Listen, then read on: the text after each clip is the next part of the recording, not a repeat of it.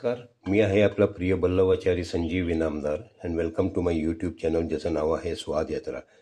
आणि स्वाद यात्राच्या ह्या एपिसोडमध्ये आज आपण पाहणार आहोत एक ट्रेडिशनल स्वीट म्हणायला हरकत नाही, जे शिळ्या चपात्यांपासून बनवलं जातं. तर त्यासाठी माझ्याकडे आहेत थोड्या एक 8 ते 10 अशा शिळ्या चपात्या, ज्याचे मी थोडेसे बारीक तुकडे करून मग नंतर मिक्सरमध्ये काढून त्याचे पावडर करणार आहे. तर त्याच्यानंतर आपण त्याची काय प्रक्रिया करणार आहोत ते आपण पाहून घेऊ. आपल्याला हे असे जरासे तुकडे करून घ्यायचे मिक्सरमध्ये वाटून घेण्यासाठी, कारण नाहीतर एकदम मग ते वाटलं जाणार नाही. त्यामुळे जरासं हाताने तोडून घ्यायचे आणि मग नंतर आपण ते मिक्सरमध्ये त्याचा चुरा करून घेऊ. चपात्यांचा चुरा आपला करून झालेला आहे मिक्सरमधून, आता आपण काढलेला आहे.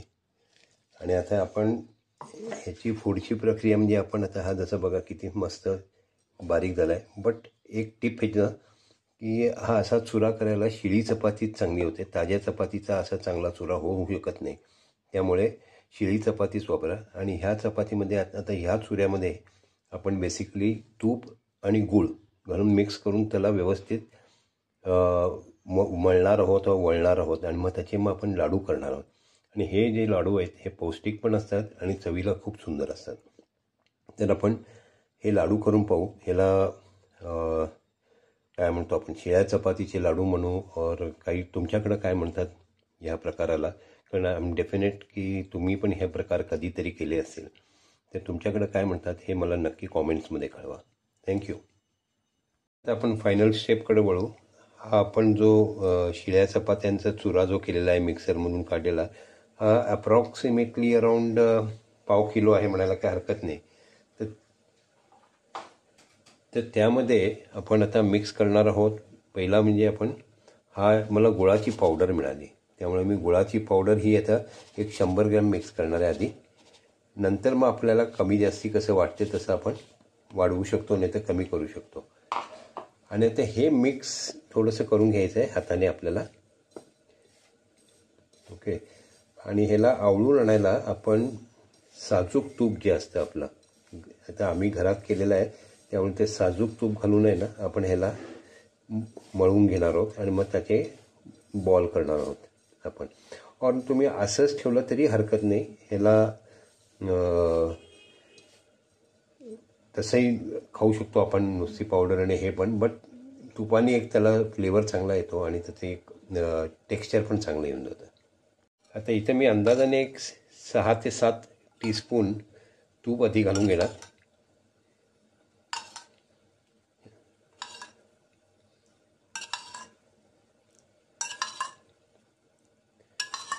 एक 8 टीस्पून तूप घातलेलं आहे आपण. आणि आता हे तुपामध्ये आपण असे वळून घेणार आहोत. पाहू आपल्याला आणि लागलं तर मग आपण अजून घालू शकतो याच्यात तूप. पण बेसिकली ही पद्धत आहे याची आपली करायची. हे जसं जसं गूळ आपण आवळत जाऊ तर गुळाचं हीटनी सुद्धा गूळ थोडासा सॉफ्ट होईल आणि ते पण ह्याला आवळायला सुरू करेल.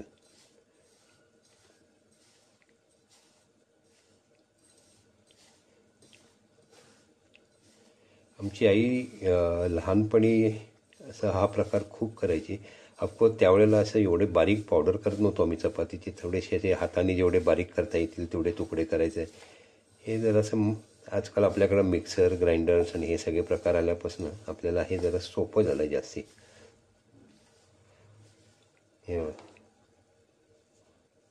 व्हायला लागलं आहे ना जरासं. ह्याला आपल्याला पाण्याचा हात कुठेही लावायचा नाही, कारण आपल्याला हे टिकवायचं आहे. तर थोडंसं मेहनत आहे, पण केली तर त्याचं फळ पण मस्त मिळतं आपल्याला. खाऊन बघू जरासं चव कशी लागते. गूळ वगैरे पाहिजे असलं तर ॲड करता येईल आपल्याला.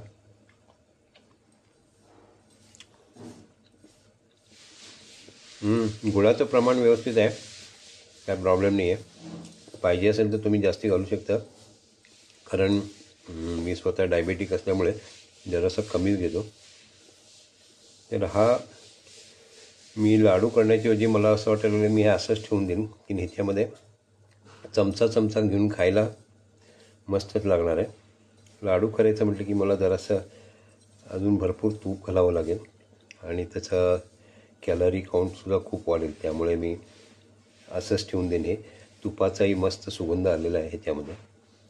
तर रेडी आहे आपला काय म्हणतो आपण शिळ्या चपात्यांचा चुरमा म्हणा त्याला, नाहीतर हे असे सुद्धा आपण प्रेस केले तर होऊ शकतील लाडू असे. हे असे एकदम घट्ट आपले होणार नाही आहेत, पण हे असे होऊ शकतात लाडू. और तुम्हाला नको असेल तर तुम्ही असं हे मी जसं मिक्सचर करून ठेवलं आहे तसंही करू शकता.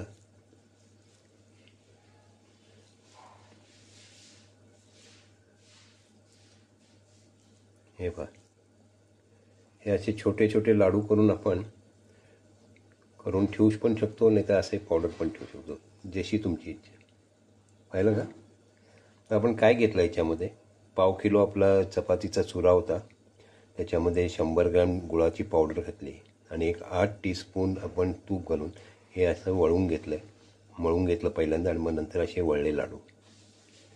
हे लाडू तुम्ही पण करून पहा आणि मला नक्की कळवा की तुमच्याकडे ह्या डिशला काय म्हणतात आणि तुम्हाला ह्याची रेसिपी कशी वाटली. लहानपणीची आठवण आली की नाही सांगा. थँक्यू. ही आपली basic recipe.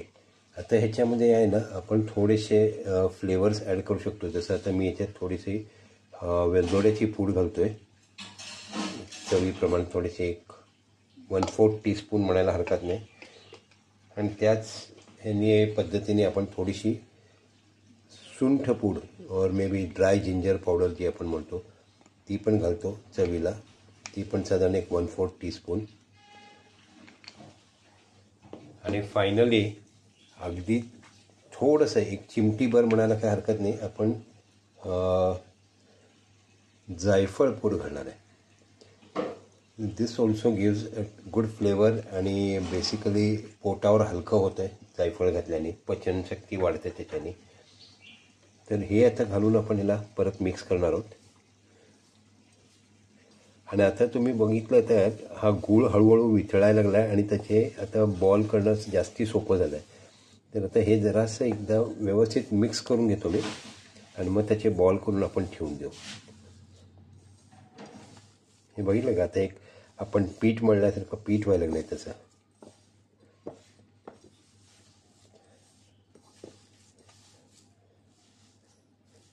That is only because of jaggery and ghee, या 2 गोष्टींनी त्याला मस्त आळून आणलेलं आहे.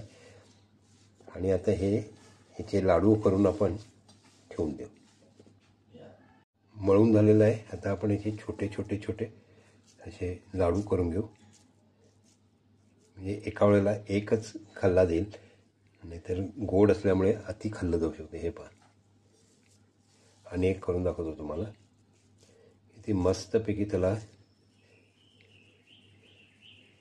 आणि हा लाडू बघा तुम्ही, ह्याच्यात कुठेही तुम्हाला असे भेगा दिसणार नाहीत, काय फुटल्यासारखं दिसत नाही. एकदम मस्त असं स्मूथ लाडू झालेला आहे. हे असे लाडू करून आपण ठेवू. आता लाडू आपले वळून झालेले आहेत आणि तुम्ही पाहत असाल की हे कसे अगदी मस्त खुसखुशीत दिसत आहेत आणि टेम्पटिंग वाटत आहेत. इनफॅक्ट हे हाताला बघितलं तर मी वळताना सगळं तूप जे होतं लाडवातलं ते सगळं माझ्या हाताला लागलं इथं. हे दॅट शोज दॅट जेवढे आपण इन्ग्रेडियंट्स घातलेले आहेत ते अगदी परफेक्ट झालेले आहेत. आणि आपण जे आहे तर लास्टला त्याच्यामध्ये वेलदोडा पूड आणि जायफळ पूड आणि सुंठ पूड घातल्याने त्याची चव जी आहे ती अगदी काय म्हणतात ते एक्स्ट्रा टॉप लेवलला गेलेली आहे. त्यामुळे करून पहा आणि हे फ्लेवर ट्राय करून पहा आणि मला कळवा तुमचा एक्सपिरियन्स कसा होता. Thank you so much.